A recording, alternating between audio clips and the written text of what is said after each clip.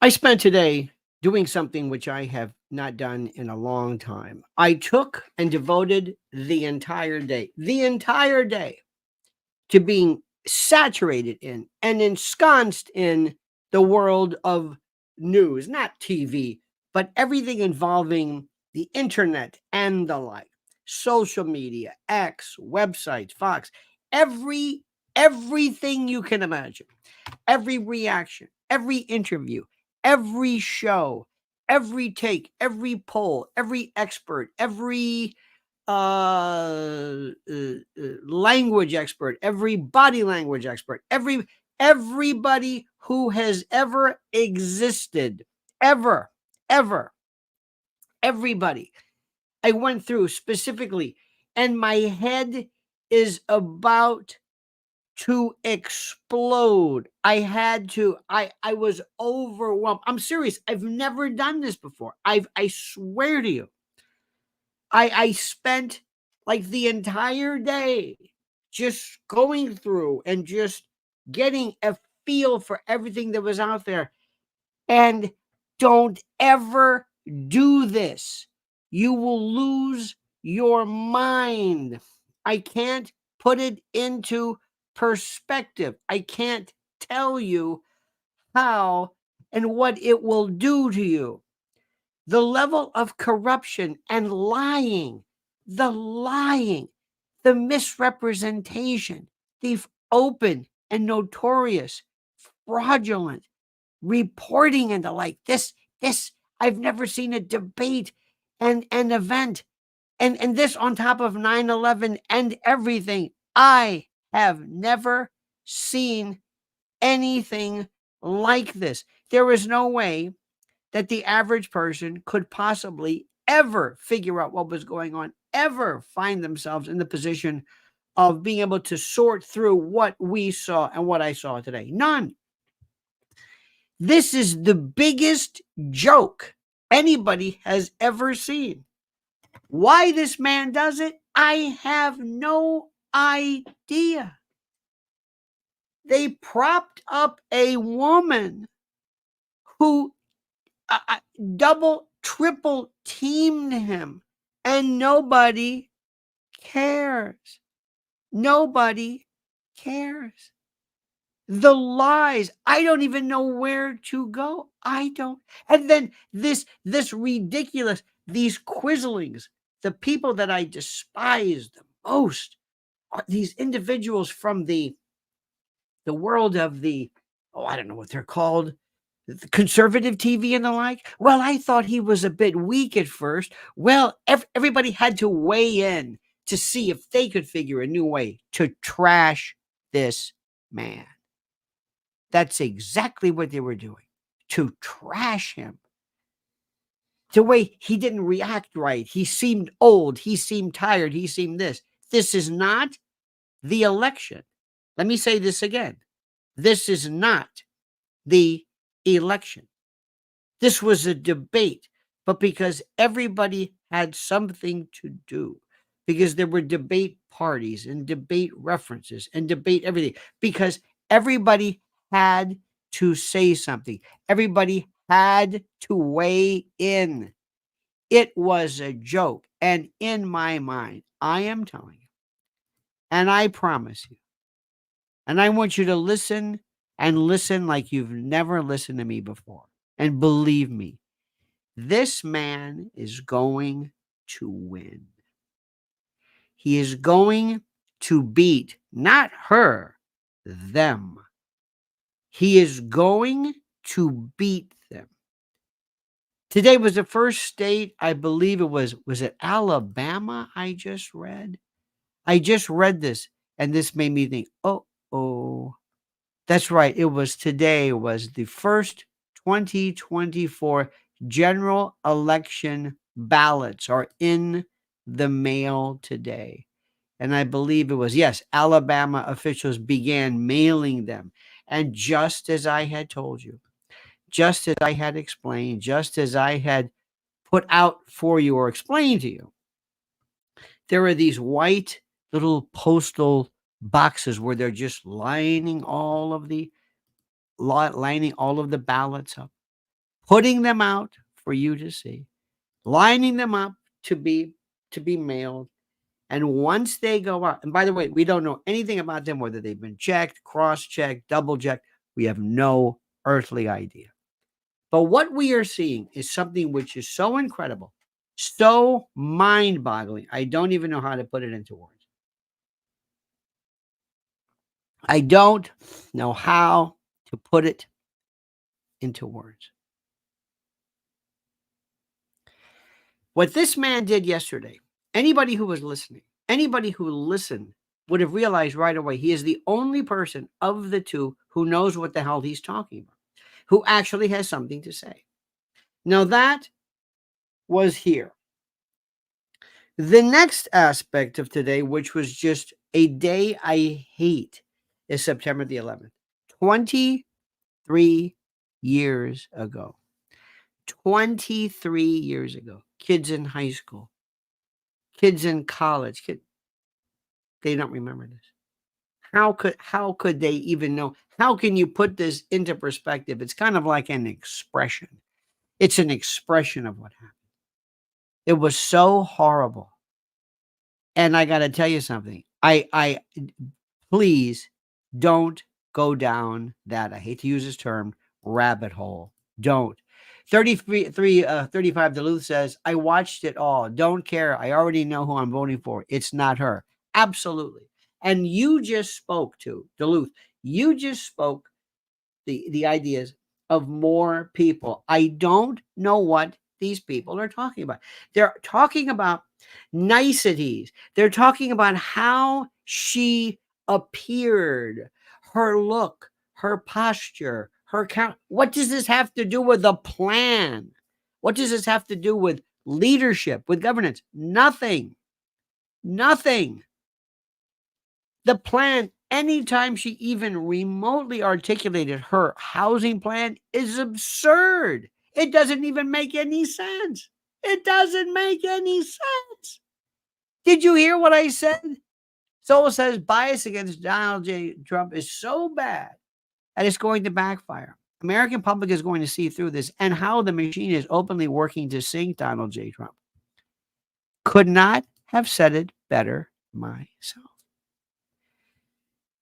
This is an individual who came across as nasty, mean, snotty, impolite, unprofessional, vague, halcyon, fanciful, imaginary, talking about things. When they asked her a story, it was like right off the bat, are we better off? I mean, we're 4 years. When I was a young girl, a single, say she got her. I don't even know why she's doing it. People were actually saying, well, she didn't do any word salad. No, she just didn't say anything. She didn't say it in terms of word salad. She just didn't say anything. There was no leadership. There was no guidance. There was no nothing. She never said anything. She lied and flip-flopped. I don't know what to tell you.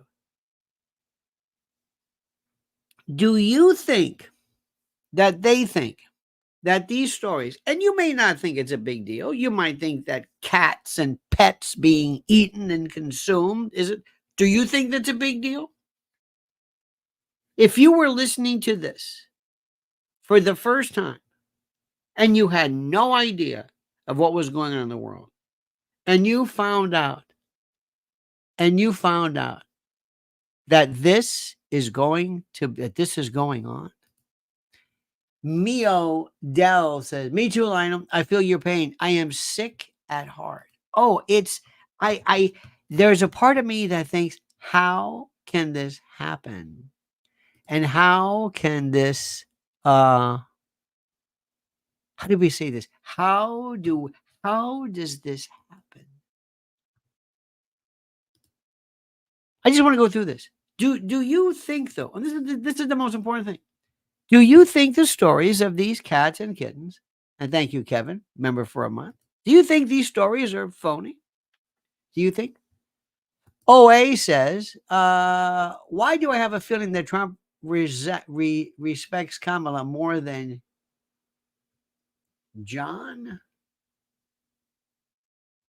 Is it that Trump respects? Oh, Joe, maybe Joe. Is that what you mean? I don't know. Uh, I think that for the first time, and thank you, by the way. I think for the first time, what we saw was somebody who was not this blubbering idiot, this fool, this jadrool. That was important. So maybe that was some form of respect, if you will. Maybe that's it. Maybe that's the subject. Maybe that's it. And this is the part which is the most important. This is maybe that's it.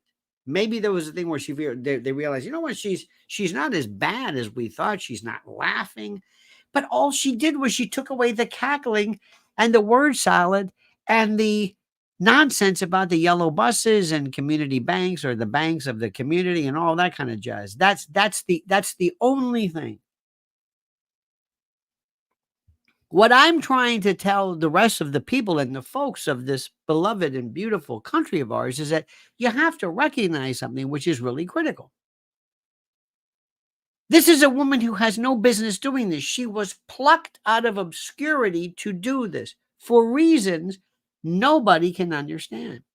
Nancy Pelosi knows it. Now, let me tell you something. Let me tell you something. If you think the word that I'm hearing and others are the people in the, listen carefully, the Democratic big shots are the first thing they're saying is this, let's have another debate. Why do you think citizens, patriots, why do you think they want another debate? Why would they possibly want another debate? Why?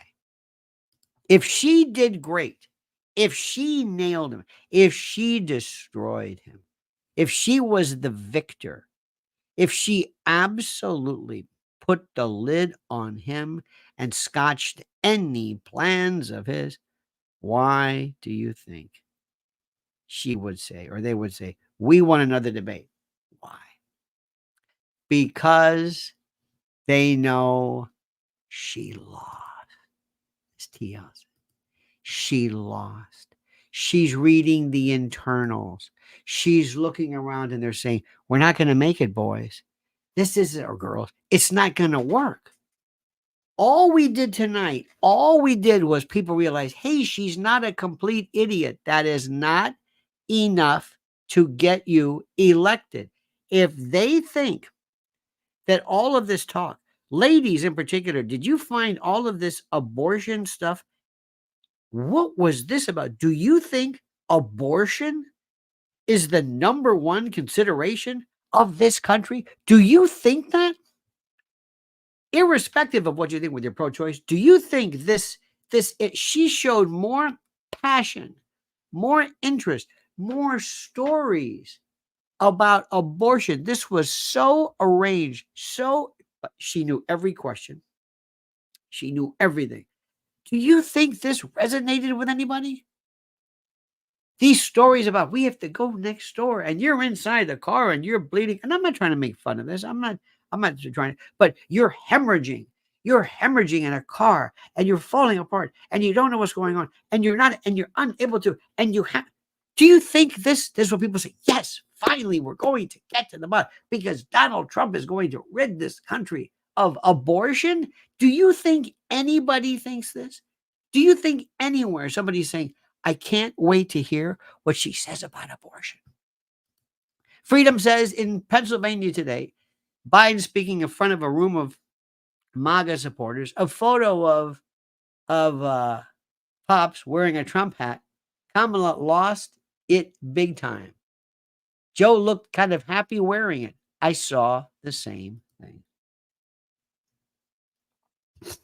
I could not, my friends, go through clips tonight. I can't. Pardon me. I can't go through it. I can't go through this again. I see him and I get sick to my stomach. I can't take it. Do you? Joe was at somebody said to him, put on a MAGA hat. You can see it. Go on next. Are you watching X? Have you signed up for X? Have you done it?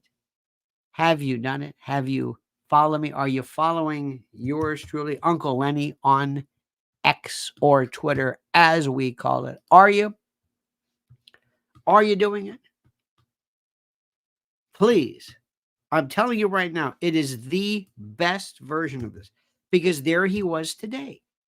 And somebody said, put on this hat instead. And he was kind of laughing, and he was just kind of doddering around with some supporters, I guess. And he had a hat on, and he put the MAGA hat on top of, I guess it was during the 9/11. By the way, it was extremely disrespectful. But he put a MAGA hat on top of his cap just for a moment. That big of a story? No. But people are going crazy because it's this artificial momentum of stories that occur. It's this artificial idea that somehow this is a big story because everybody's talking about it. And because if everybody's talking about it, well, it must be worthwhile. And that's that false creation of importance by virtue of how people do that. Now, they know she didn't win, and they want to do another one. And that's why he said, I'm not so sure. A person who did poorly would say, of course I want to do it. Is this a mind game? Perhaps. Is this some type of a psych out? Perhaps. I don't know. But the word is, she didn't do, it was a great debate, if that's what you want to call it. It was okay if you're trying to score the lead in some kind of, I don't know, whatever you want to call it, to score the lead in this, whatever you want to call it, a play, a movie. Have you ever done an audition? It was an audition. Okay, in this scene, I want you to act like ladies, let me ask you something. Please, gentlemen, do not think that I am being dismissive of you. I'm not. Ladies, what was your reaction to the smirks, the looks, the dismissive, the eye rolls, the stink eye? What do you think? Oh, he says, Joe hates her for sure. Trump was right. Oh, absolutely. Oh, wait, I agree. Well, look what they did to him. Look what they did to him. See, this is the part that nobody is going to say on Fox or certainly on ABC or anybody. Nobody's going to tell you this. He despises her. The Democratic Party is saying, what are you doing? What are you doing? Why did we have this debate before the convention? Why? Trump's asking, why did I have the debate before the convention? It would have been great. He's the nominee. Then we have the debate. Oh, my God. What did you think, ladies, when you saw her? Is this somebody you liked? Is this somebody you're going to vote for?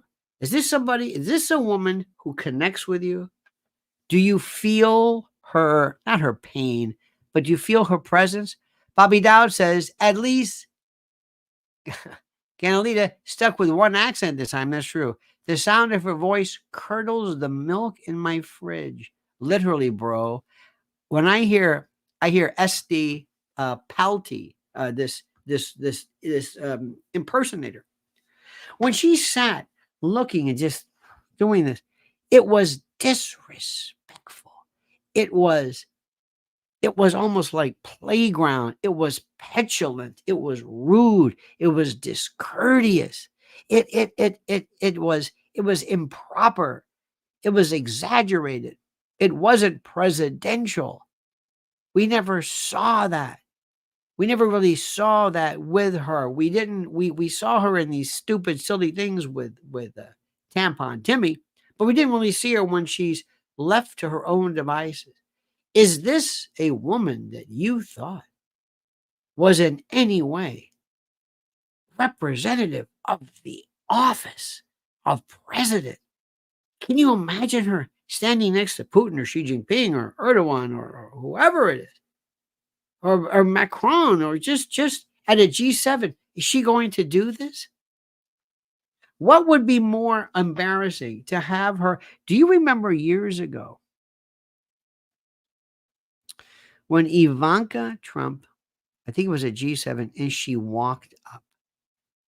She walked up to these ladies. I think it was, oh God, it was the old head of the EU, and I forget her name. And they look at her, talk about stink eye, and they gave her the once over, like, you're not even in our league, honey. This is the way they acted regarding Ivanka Trump. How do you think they're going to act with her? How do you think they're going to act with her? How do you think she's going to come across? Now, the other story, they are laughing wholeheartedly at the idea of Haitians or immigrants or illegals eating, stealing, consuming, whatever you want to call it, pets, ducks, cats, dogs, whatever.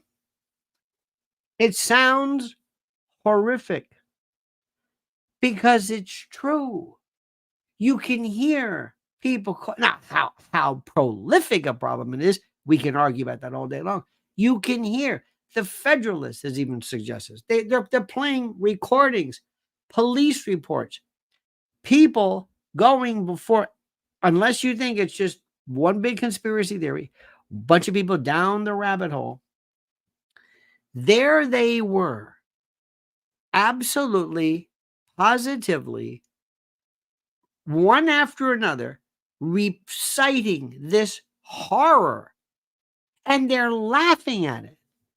They call it a conspiracy theory because when they fact checked Trump for like 9,000 times, they never fact checked anything with her. They called, I think, one person, he said, no, there's no. Do you think a city manager, a city official is going to pick up the phone and say, oh, yeah, it's awful. Yes, I'm in charge of public safety. Yes, I'm in charge of public safety. And it is atrocious.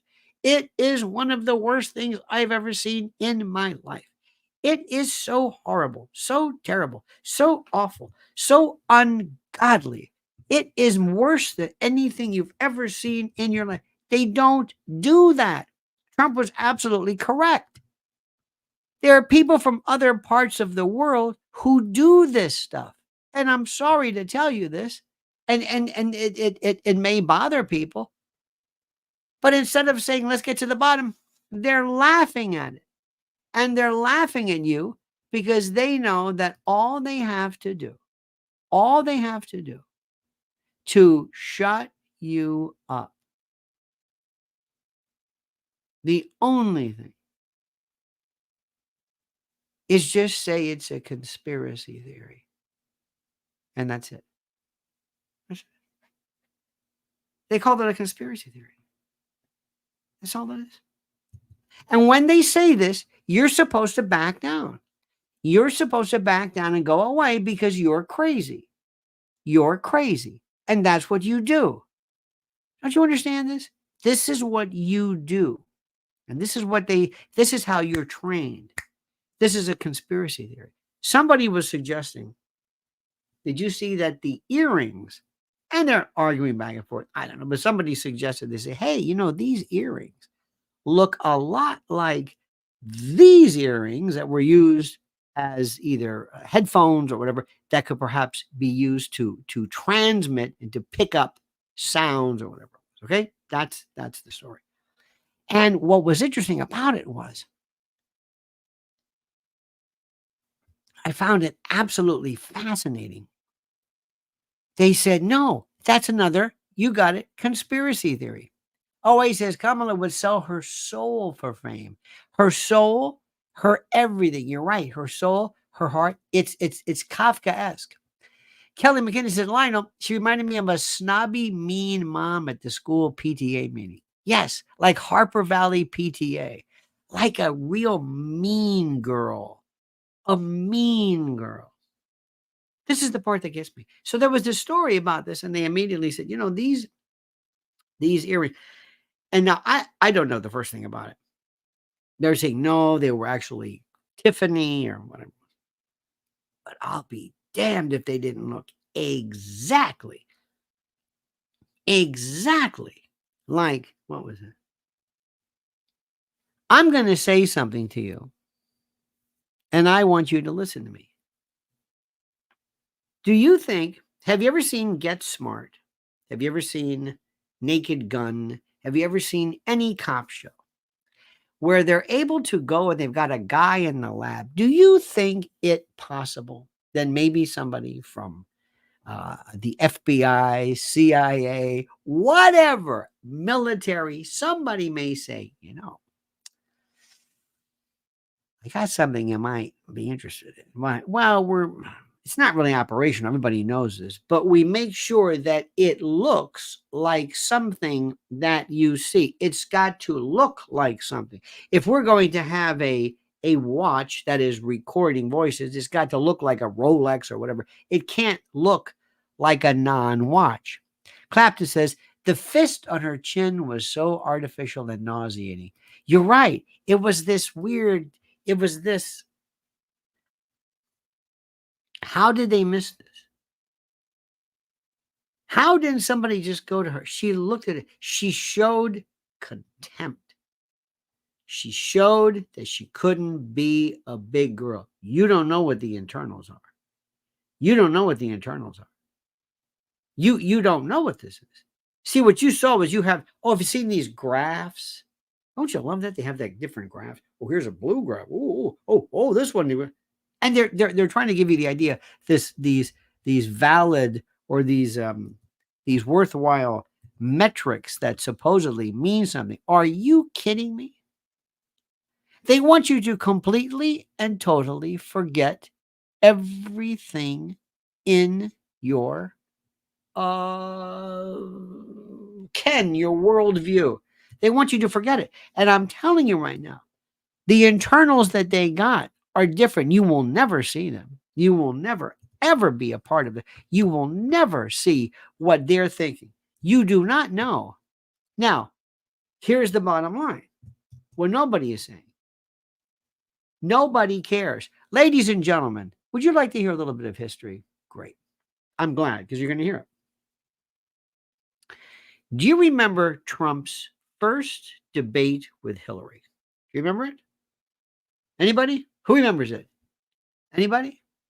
Who remembers the first debate with Hillary? It was a disaster. He was either sniffing or drinking water, something. He was doing, I forget what the hell it was. And people were saying, what are you doing? Do you remember that? Remember that one? Who remembers that? Yep. Rule does. It was the worst. It was the worst. It was terrible. They said, what are you doing? I don't know what they did, but the next time, and they won another one. You won another one. You won another debate because you lost. Let me tell you another one for you. Years ago, Ronald Reagan did a first debate against Walter Mondale. And it was horrible. It was horrible. Horrible. And they didn't know what happened. Until somebody by the name of Roger Ailes came along. And Roger Ailes, I think he also worked with Nixon at one point, but he looked at him and he said, what are you doing? And Roger Ailes worked with the Mike Douglas show. He learned about TV. And they asked it, they said, how would you answer this question? I answer it like this. That's not what they're doing. They speak to you like you're an idiot.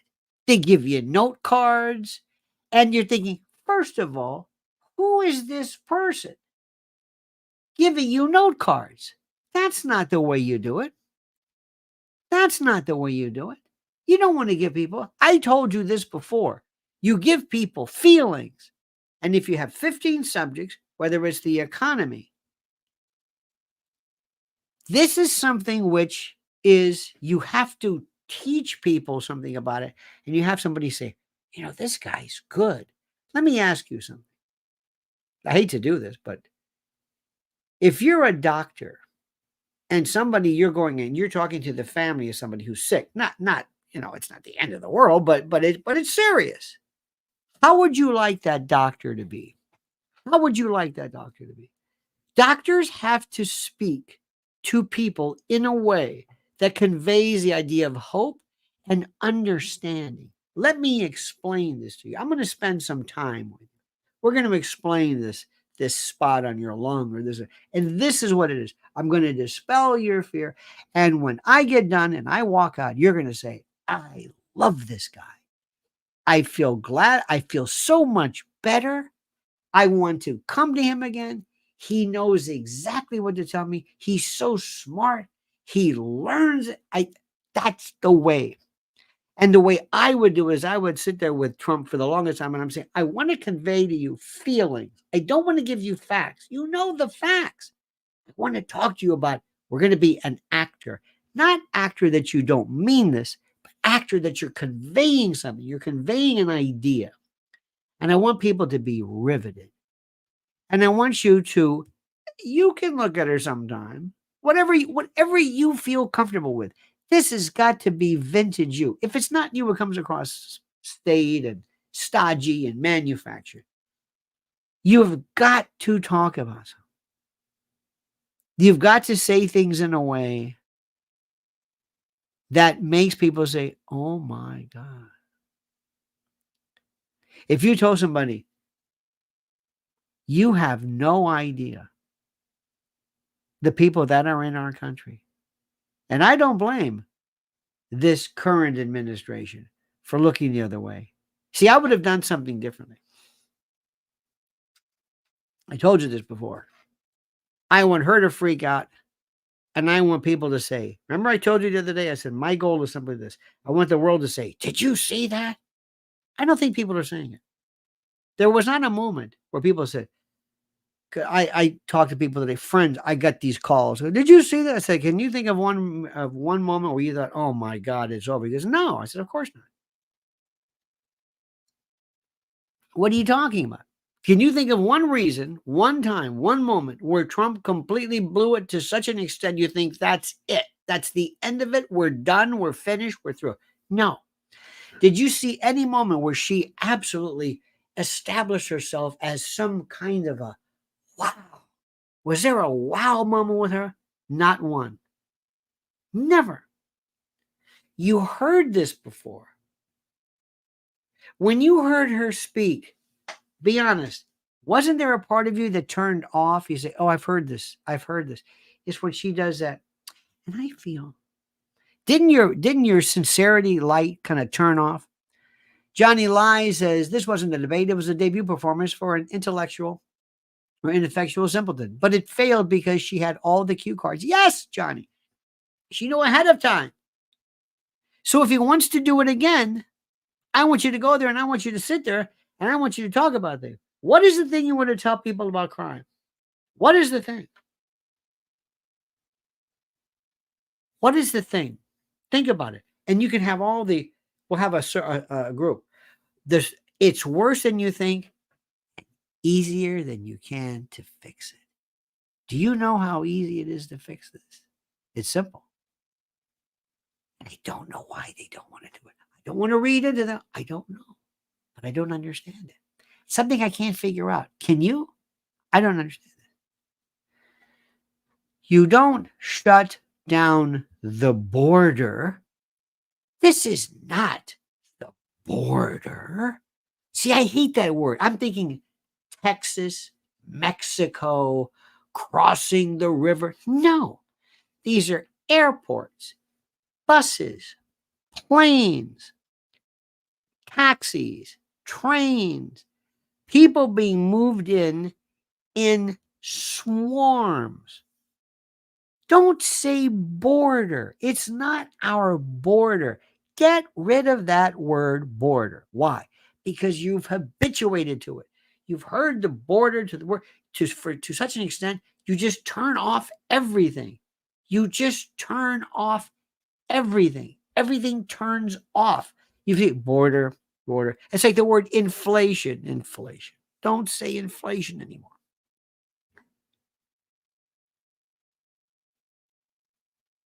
This is the thing which is important. One of the things which I've always loved to tell people, always, mothers, women, I'm very, if you can appeal, if you have a strong women base, I'm sorry to say this, I know this may sound, you are so much better off because they're mothers, and sometimes they're smarter, and sometimes they're able to convey differently. If that's the person you're talking to, men will understand as well. I've always loved to tell people this. Why do you think bacon all of a sudden is more expensive? Do you think there are fewer pigs? Do you think there's fewer processing? Do you think there's fewer pork? No. Why do you think gas is all of a sudden so expensive? Why? Why does it happen? Because we don't have any gas? Because they've shut down? No. It's called inflation. These are commodities. These are futures. Every little thing that affects bacon, drinks, medicine. It starts with inflation, but it starts to affect everything from the amount of transportation, production cost, and a little bit here, a little bit there. And when you have 1,000 incremental steps, this is what happens. Nelson A says the tides are changing. This reminds me of the 2016 election. The Don will prevail. I'm telling you. What do you need for me to tell you? He's doing better than anybody. Do not listen to this crap. Do not listen to this. There are people whose jobs, it seems, just to want to come along and keep telling you how terrible everything, because I guess they feel that, I don't know, does it make them feel that they're doing a great job? Now, I didn't mention this last night, but I'm going to mention it now. Speaking of food and speaking of scarcity, preparewithlionel.com is our sponsor, and I back them and believe in them 100%. They are, simply put, the best at emergency food and emergency provisions and emergency preparation. Preparewithlionel.com. Listen to what I'm saying. I'm not telling you this just because I'm just saying it. I believe in it. And I've told you this before. Another great sponsor of ours, and we love them to death, are our friends at mypillow.com. But you have to go, and you have to go to mypillow.com, promo code Lionel, or mypillow.com/Lionel. And you will be amazed at the items, the information, all that is available for you from our great friends at mypillow.com. So do me a favor, please support them, patronize them. You will be so glad you did. 35 Duluth says, you missed my comment. It's all right. No. Please stop it. Don't ever say it's all right. How dare you even intimate that? 35 Duluth, there he goes, says, actions speak louder than words. I will trust someone who has proven themselves over someone just talking. Absolutely. And that's a very good point. I'm sorry for having skipped over. What he needs to do is he needs to say the following. I've done this before. I know what I'm doing. I wish he'd say, when I was president, gas was what? $1, whatever the hell it is. Now it's $6. What do you think happened? What do you think happened? Why do you think that is? I know what I'm doing. Did you know, ladies and gentlemen, my fellow Americans, that when the FBI came up with their crime statistics that Madam Vice President mentioned, you know they did not include New York, I believe, and California in it? Did you know that? It's the most incredible thing I've ever seen. They actually excluded them from the calculations. Why? I haven't the foggiest idea why. I have no idea. It blows my mind. I mean, literally, I literally, bro. And that's that. Now, you can also talk about, you have to get a little mean, and you have to explain something, and you have to say something which matters. Donald Ellsworth says, Uncle Lenny, here's the big question. She can't answer, why did you lie to the American people about Sleepy Joe? Absolutely. So many. Why didn't she say this? She didn't answer that. She also didn't say, you did. You can't go before the American people and say, no, I never said anything about fracking when you did. Clifford Clevey said, Mr. L, we love you in Canada. Oh, and I love the Canadians. God bless you. You can't go before the public. And you can't all of a sudden say something that you said you did that you didn't do. You can't say this. If you say, yeah, I said that about fracking, I said that. And by the way, sometimes too, fracking, the word, the sound, it just fracking.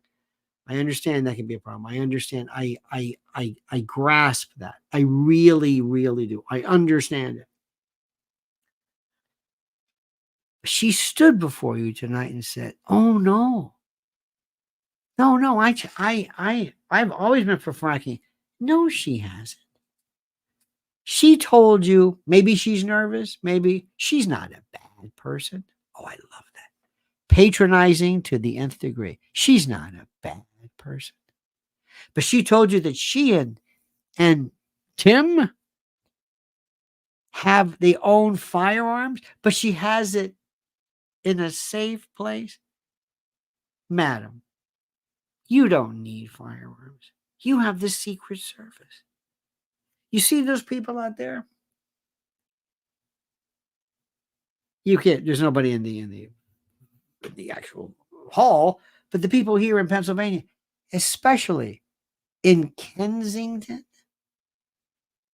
Have you been to Kensington? Don't. With all due respect to the great people of Philadelphia, this is where our country started. There are people out there who need weapons, not because they're going to knock over a liquor store, not because they're going to commit a crime, but because they need to protect themselves, their home, their heart, their families. They need this. They need this. Like you cannot believe. And you said repeatedly, you talked about buyback programs. You said people don't need an assault weapon. Do you know what you call a weapon that's not an assault weapon? A stick. It doesn't make any sense. Now you said that, and now you've changed your mind. And you expect the world to just say, oh, well, maybe she changed your mind. No, these are fundamental beliefs that you just can't abandon. Veto says people say Trump should have said this or that.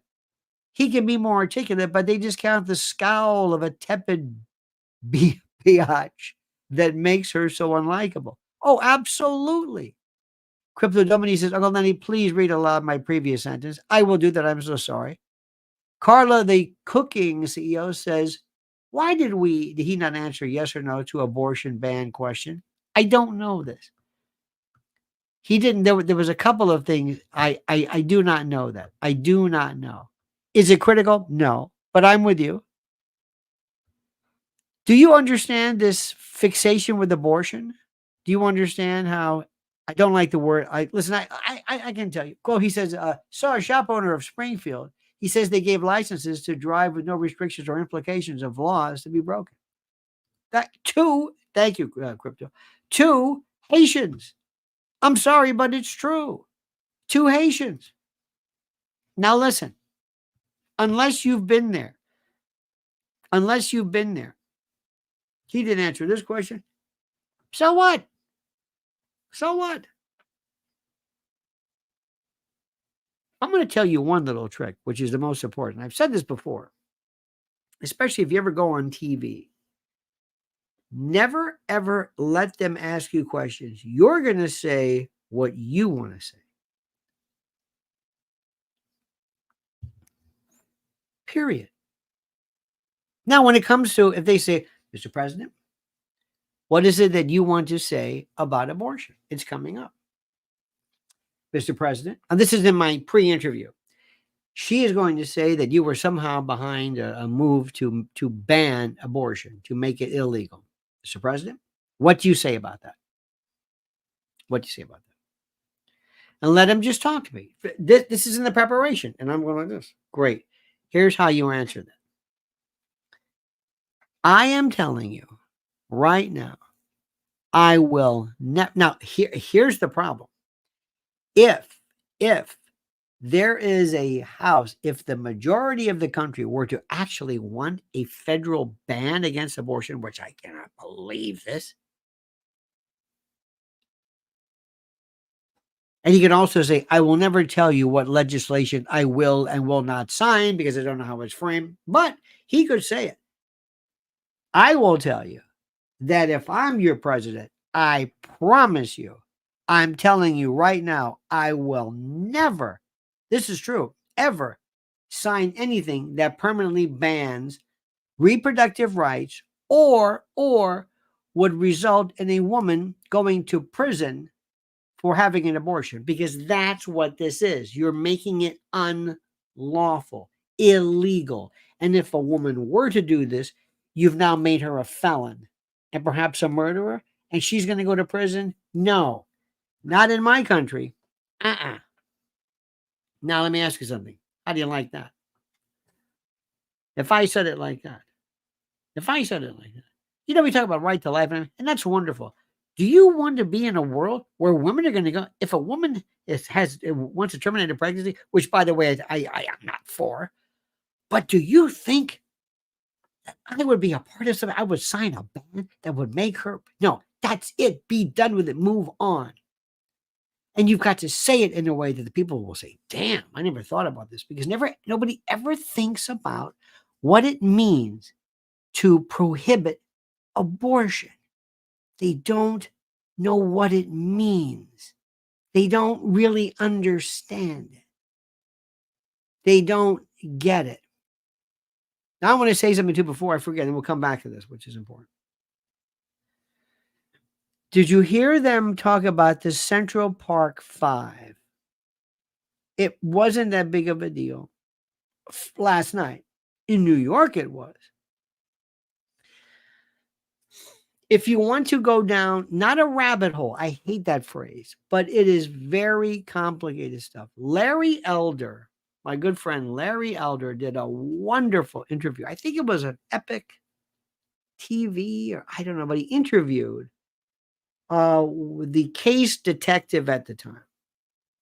There were like 30 young men involved in this thing called wilding. They were just crazy. They would just swarm through.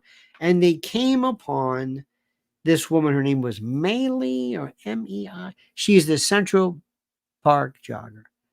They beat her so mercilessly. How she lived. Why she was jogging and then, I don't know, but I'm not going to blame the victim. But anyway, there was a fellow they got before her who they said it looked like they dipped his head in blood. He couldn't identify his assailants. This group, 30 or so, it's hard to say who was doing what, but they were moving like in a swarm. He couldn't see because his orbits were fractured. He was,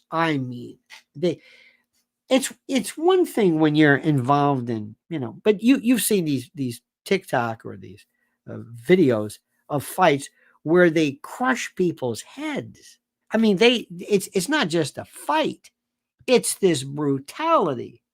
People that they don't know why, and nobody knows why they did this. Why did they turn on these people? Why did they all of a sudden go after these poor people and beat them mercilessly? Okay, this was a series called the Central Park 5. When they were interviewing and interrogating these young men, they didn't even know. In fact, when we first got them, they didn't even know about the woman who was in the ravine or whatever it was. They found out later. Listen to I'm not going to say it now. Can't say it because of sensibilities and algorithms. But listen to the detailed explanation of what they did. And they were claiming that Linda Fairstein, or the prosecutor, and others deprived them of water, didn't let them go to the bathroom, didn't let them talk to their parents. It was just. Now, there was another fellow who was involved. By the way, Crypto says, Alice through the looking glass. Indeed. There was a full page ad, full page, that Donald Trump took out in the New York Times. It says something about bring back the death penalty for people, for either cop killers or people who commit murder. He never mentioned these people. You think that matters? Now, if he stops too much and clarifies her accusations, which are false, he loses track of what he's doing. If he stops what he's doing to answer her question, to clarify something, to clear something up, then he's lost control of the narrative, so to speak. So that's that problem. But he never did this. Ken Burns and his daughter, I think, wanted to make this documentary so they would get the money. I mean, these cops could not believe what they did in terms of this documentary. I don't want to go into it, but it came up. It came up. And it had nothing to do with anything. And again, she said it incorrectly. Charlottesville never happened. Even ABC debunked it. Even Snopes, whatever the hell Snopes is, even they debunked it. They did it. They did it. They were the ones who said that didn't happen. You've got it all wrong. Absolutely all wrong. They say these things repeatedly, how he makes fun of the veterans. You've heard this. He never did. She just repeats this stuff over and over. And what are you supposed to do? Well, you could do a couple of things. Number one, you could, I guess, maybe, I don't know, let it go. Do you correct it? I don't know I don't know exactly what the proper way to handle it is. There may be something that he needs to do, perhaps, to throw her off. Because that's why what I'm saying. This is not a debate. It's a gotcha. Can you do this? How did you look? How did you answer the question? What is he supposed to do? What is he supposed to do? What do you do? Does he say, I'm not going to answer that because I want to ask you a question instead? Does he say, look, I know your routine and I know what you're doing. What you're trying to do and what's important, and I understand what you're trying to do, is you're trying to put me in the position where I'm going to stop and I'm going to lose my train of thought or lose my focus so that I can address each one of your spurious claims and lies. I'm not going to do it. And Mr. Muir and Lindsay, whatever, I'm not going to do that. I'm not going to do that. I know this routine. It's the oldest trick in the book. I throw this out and I say something. If I said, for example, I know for a fact you don't own a gun, then what are you supposed to do? Stop and answer my question about the gun? I know for a fact that you weren't born in Oakland, but you were born. You're going to stop and clarify this? Do you see how this works? And Americans watching this knows this trick too. It's to divert the attention away from a debater to answer a deliberately falsified and misleading statement. I'm not going to do that. I'm not going to dignify the situation because I want to make sure that I speak to the American people. Because as you know, this is not a debate. We don't have a proposition in which we're debating. Are you for the proposition? This is not a debate. I'm not going to do that. I'm not interested in doing that in the least. See, I wish she could say that, but that's a lot of talking. And you know, by the way, there was a great, wonderful joke from the Babylon Bee that says about the Taylor Swift endorsement. She says, woman who made career singing about her bad choices endorses Kamala, which I find interesting. Now, let me go through this. Another thing to us. 9/11. How old were you during 9/11? Teresa Skinner. Thank you, Teresa. 23 years ago.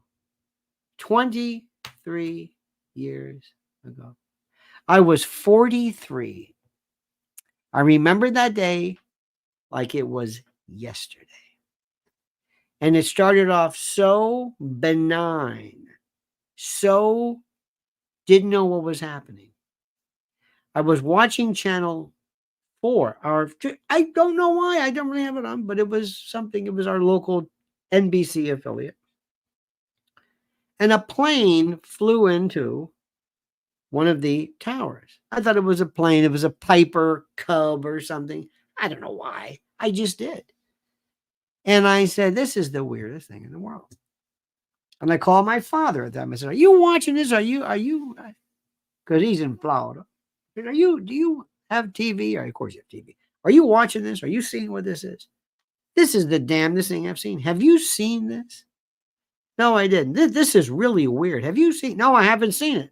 A plane flew into the, and then at one point, I don't know what it was. I don't know if that happened first, but Janice Huff, who is our weather person, said to someone, in fact, Freedom says, I have no freedom of speech on YouTube, so this will be my last, Mr. Lionel. It's disgusting and criminally to the core. You are a great man. Well, thank you for that. Remember, you can always say everything if you code it accordingly. But thank you for that. They said, oh, there's a fire. That's right. There was a fire. And she said, play that back. Re-rack the tape. Watch it. And all of a sudden you see this thing. It's like a dark, I didn't know what it was. It was just this whatever. And she said, I think a plane flew into the World Trade Center. Oh my gosh. Well, that's unfortunate. Nobody thought anything of it. Nobody thought that it would bring a building down or nothing. Nothing. It never came up. It never was a part of anybody's actual concern. Then later on, it was the second plane. And we're thinking, wait a minute. Now, I don't know about you, and I'll tell you this right now. Everybody people love to say, I knew it was terrorism right away. I wasn't paying attention. I didn't put the two together. I thought maybe it was a debris. I don't know. I just thought, oh, there's two. The Pentagon, now we're talking about something is this. We are under attack. And it was a holy, what is this? Nobody knows anything. There's a plane. I immediately went to, or tried to go to, Times Square. David Mudry says, artificial gravity is strictly a force from the feet up. How do these towers the head down if gravity is from the feet up? Well, and I'm being very, very careful not to. That's a very, very good question. I have a lot of questions. Benign indeed. I saw both as well on TV. I don't mean to be rude, but I got to be very careful the way things are, because on my private channel, I can ask anything I want, observations, things that are just one of these. What? If you like questions, this is the one. See, I've always been like that all my life. When I was a kid, I loved Bible classes.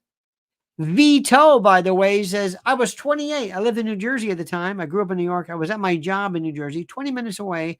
They turned the TV on. Friend couldn't get home. That's the one too. When I went to Times Square, everything was shut. People were walking around. I saw people who normally wouldn't be talking to each other. Let's say like white dudes and young black hipsters and whatever, turning to each other and saying, what is going on here? And people were just, and it's this sense of you don't know what's happening. There's no, I got to do something. Don't you understand? We're under attack. It's this stare. It's this movie set kind of thing. It's bizarre. It's bizarre. We had a local Irish pub. And for those of you who don't know what that is, in New York, your Irish pub, this is where everybody went in the neighborhood, or folks who went. When there were funerals or weddings or graduations, it normally was a restaurant and a pub, and you went there, and it wasn't a bar, it wasn't where people got drunk. I mean, you got drunk, but it was different. But you always converged there. And I walked in, and people were just, it was in the morning, obviously, people were just throwing them back because, well, it's a bar. And one of my friends came in, who's now since deceased, and she was downtown. She was covered in, I don't know what it was, not that pyroclastic kind of this powder, this lava-like powders, pyroclastic dust. And we're just, what's happening? And we're watching this. And I remember looking at people, and they looked at me, and that's something which just to say, what is going on here? It's going on right now here. I want you to imagine what it sounds like in New York, in Manhattan, obviously, for every siren, on every police car, on every ambulance, and every first responder, everything there is, everybody, every siren is on, and horns and loud and all at the same time, just in this mad rush. There was one fire department right around where the Letterman office is. By the way, later on, unbeknownst to people, he bought them a new fire truck. The city, you think, would be insured, but he did this, and he did this without anybody knowing anything. But this entire shift, I guess none of them came back. No. And we go by it all the time. It's right here. And it just was, TV took on this was no internet, no nothing. TV and radio. TV and radio were so important. And I'll never forget, there was, people were saying, I want to do something. Everybody was the best. After the sirens, it was so polite. People were not honking at each other. People that, there's a joke that says the definition of a New York second is the time that elapses between the light turns green and somebody behind you honks. None of that. In an uptown A train, nobody's pushing, but nothing. Quiet. American flags everywhere.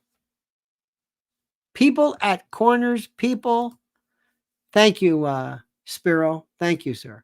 People at corners, people at on corners, people who are selling up, normally selling, vendors, all American flag. There was a Sikh, the guy driving a cab, who had a poster he made. Said, I am a Sikh. I said, what is this for? He says, I don't want them to think that I'm a Muslim. I said, you should have a sign that says, I'm not a Muslim. Not that we weren't at that stage yet, but he was afraid because he got a turban, and a lot of people don't know. The smell, I've told you about the smell a million times. Like the smell of a burning motor in a vacuum cleaner or something. That metallic smell is everywhere. All of the greatest restaurateurs from 14th Street down, from the Village down, or maybe who knows, they shut down service and they fed all the first responders. I mean, you've got the best Boulou, Tribeca Grill, De Niro's place. I mean, they really did something. Nelson says, you are blessed, Uncle Lenny. We love you. Thank you, my friend. We are blessed and we're okay. But everybody was, and then people said, what can we bring? And I remember, I think it was Chuck Scarborough on Channel 4. I don't know, but I'll never forget this. He said, we need batteries for phones. Batteries were important. There was no place to put charged batteries. There was no place to plug them in. And there weren't, batteries were kind of universal, the flip top. Just bring batteries for phones. Batteries were critical. Phones were going out. There was no place to charge them. Batteries. Water. Don't bring cash. And this is the one that killed me. I don't know why. Why would they ask for this? Booties for dogs, for like the cadaver dogs and the dogs that go, booties. I guess they would wrap them. I don't know why, but I heard this. This is wild. Who would have thought? And and this was the worst part. This is the worst part. Oh, let me say something. This was not meant to be funny. There was nothing funny that day, but this was most interesting. There was a fellow who was stepping out on his wife, kind of like a Dave Grohl. By the way, what a jadrul that guy is, huh? Carla, the cooking CEO, says, driving into the city, the saddest thing was the photos of at bus stops. I saw the smoke from my home in New Jersey at the time. I'll never forget 9/11. My firm did pro bono work for the victims. Oh, do you remember, Carla? And thank you. Do you remember when Rudy Giuliani green lighted? And he was magnificent. He green lighted all the death declarations of death certificate. Excuse me. People were finding themselves. Sometimes have been unscrupulous people. Some people were claiming to be dead and they weren't. They didn't show up to court. They left their family. Who knows? Because when people left in the morning, you don't know where they're going. These were two massive. You could have gone to downtown. You could have done, whatever. You don't know. When somebody doesn't come home, they didn't check and register where you could have been on the 50th floor. Anyway, but there was a guy who was fooling around on his wife.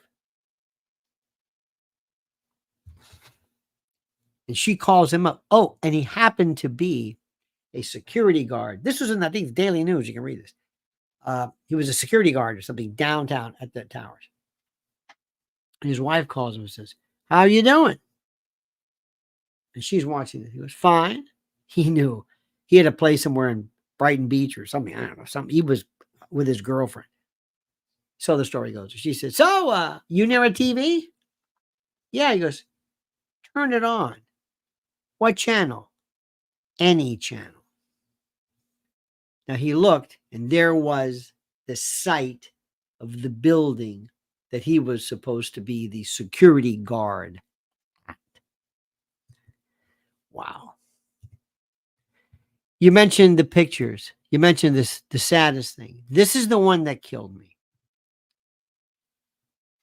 As you know, whenever there's they take a building down or they're doing construction, they'll have a chain link fence around this kind of like an empty little lot. It's amazing, these little tiny lots and how they put a building up. It's just amazing. Anyway, there'll be a little chain link fence, and everywhere, everybody put pictures that said, have you seen my uncle or brother or husband or son? And the pictures that were kind of second, third, they kind of went to like, photocopy Kinko's or whatever the version is. And you couldn't really make out. I'm thinking to myself, do you think they're lost? Do you think I'm going to run into this guy? I'm going to say, hey, are you that fellow? Do you live in Parsippany? Yeah. Well, you know what? Your family's looking for you. I mean, I'm not trying to mock it. They were so desperate. They thought, I've got to do something. And there were these pictures all over the place. And I was going to keep one. I thought, no, I can't keep it. That's ghoulish. No, I thought for a second, like, this would be something for it. No, leave it. It was unbelievable. But here's the best part. I keep saying the best part. Don't take it the wrong way. I don't mean best at all. If you know the geography of Manhattan, there are a few streets that go east to west all the way across. 57th, 42nd, 34th, 14th, 23rd, 72nd.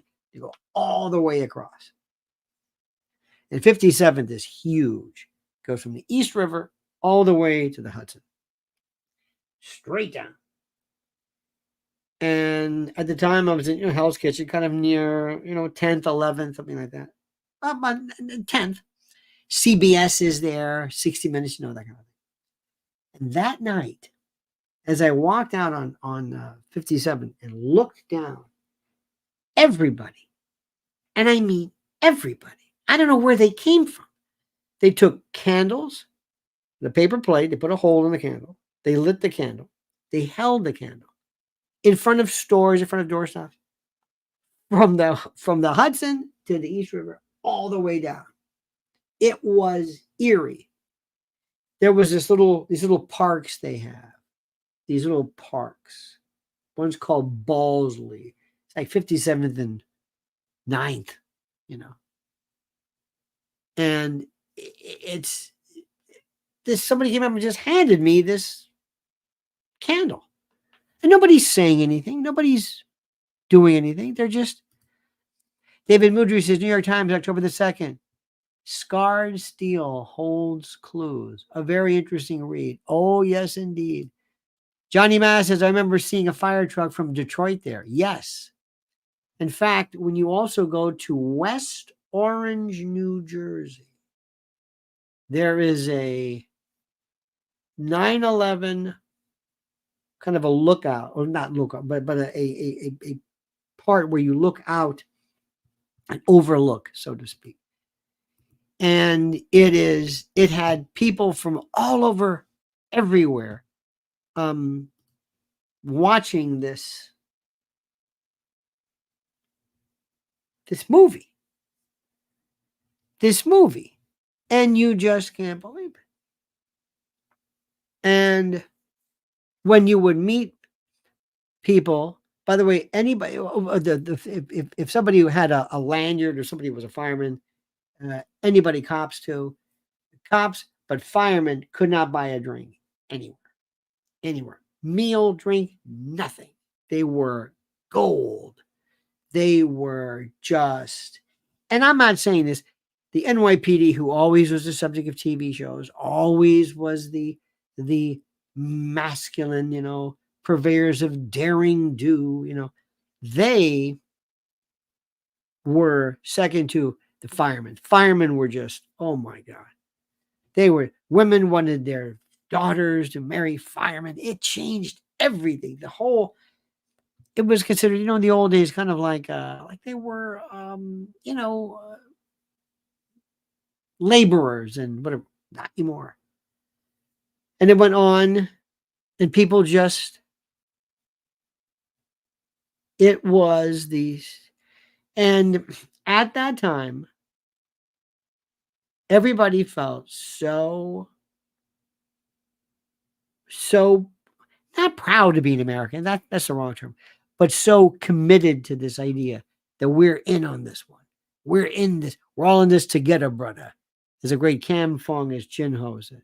We're in this. It was something that I wish we could feel that again without having to go through this.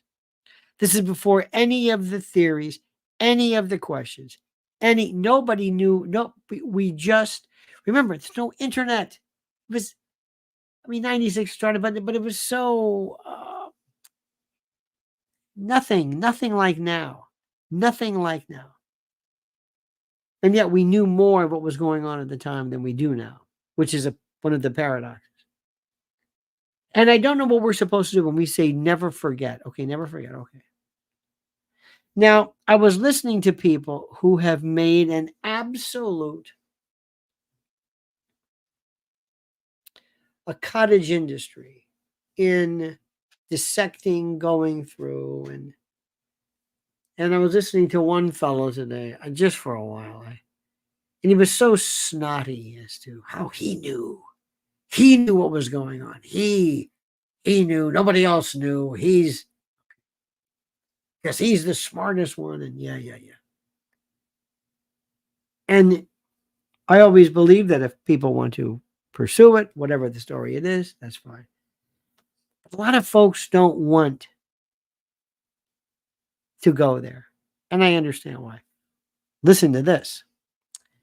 The first time, it was the first anniversary, and they had this area. There's this part where the building was and buildings were, and it was like it's like a reflecting pool, but it's all the names are there, and it's very beautiful. And they were pretty much dedicating it for the first time. It was the first time anybody ever really saw it. And they were reading out the names of all, and they still do it. They ring the bell and they read the names of these people. All of a sudden, like something from central casting, there was a wind, there was this breeze, there was this gust, a zephyr, call it what you want, that came out of nowhere. And it just right at them. And you're thinking, where did this, all the buildings around it keep wind out? I don't know what it was. You can imagine whether it was the souls, the spirits, kind of a Sullivan Ballou thing. I don't know. But it was. And when you go to this area, and if you believe that souls and people who are removed in an untimely way by virtue of catastrophe or whatever, people who don't die naturally, but people who die suddenly, dangerously, incorrectly, that their souls, that it becomes haunted. This place, and you can see it right now, this new Freedom Tower, I can't even get near it. This whole area, there's this big Apple, kind of a complex. There's something, it's weird. I don't know what I believe. I don't say I really believe in anything regarding this. I feel, Mrs. L feels the same way. We feel this sense of, this is not right. This is the energy, or I don't want to read into it because I don't know. I'm not an expert. All I know is what I feel. And I hate it. I don't feel good. I don't care how far away it is. There's something about that area that is so psychically unsettling. Kendra Setlo says Norwegian citizens in Oslo were stopping Americans on the street and giving us condolences. They brought hundreds of bouquets to the U.S. Embassy. Isn't that something? Do you know that Vladimir Putin spoke very kindly towards American citizens? I remember I saw this today. In Tehran, they had a candlelight vigil. I mean, it was incredible. People really felt for us. And before you know it, we squandered it all before, which is another story altogether. But it was something that was, so that's what today was. Now, what did we learn from it? Good luck with that. Good luck trying to figure what that is. But it was something I shan't forget ever. It was just incredible. So that is that, my friends. In any event, I thank you. I want to say one more thing. Tomorrow, it's official. Nobody's going to talk about this debate. I mean, there might be a few people here and there, but it's over. It's done. It's finished. Whatever happened, it's already forgotten. Not everybody saw it. Not everybody cares. Not everybody's paying attention. Trump is going to be victorious in this. All of the signs are there. Things can go wrong. I'm not going to mention ballots anymore, but you know where my mind is regarding that. Keep an eye on that. But if this is allowed to proceed unfettered, unaffected, uncontaminated, I promise you, he's going to win. And people will never remember or talk about this debate because it has nothing to do. The debate is not an election. So Kendra, thank you. Johnny Maz, thank you so much. David Mudry, Carla, the cooking CEO, Nelson A, Spiro, thank you. Vito, Crypto, Domini, Freedom, Teresa Skinner, thank you. I think I said Clifford, Donald Ellsworth, 35 Duluth, thank you. John Lies, Freedom, Clapton, Kelly McKinnon, thank you. OA, thank you for your kindness. Bobby Dowd, let me see who else is there. Kevin, thank you. Mio Dell, I think, or I think it's EL. Soul 76, thank you, thank you, thank you. Thank you, thank you, thank you. immensely. Thank you. And Laurie says, by the way, I'm very sorry, Elle. I know you lost loved ones. I knew we had some friends, and I knew there was a few firefighters, and I think there was one, I think there was one cop who was there at the time, but we were very lucky. And that in no way even remotely compares to what people went through, what they lost. Not at all. I don't even begin to suggest that. In any event, dear friends, thank you. Tomorrow, with a later start, it's 11 a.m. in the morning, not 8 o'clock, 11 a.m. So we'll see you then. All right, dear friends, have a great and glorious day. Don't ever change me that sincerely. And until then, remember, this is your new best friend, Lionel, reminding you, the monkey's dead. The show's over. Sue you.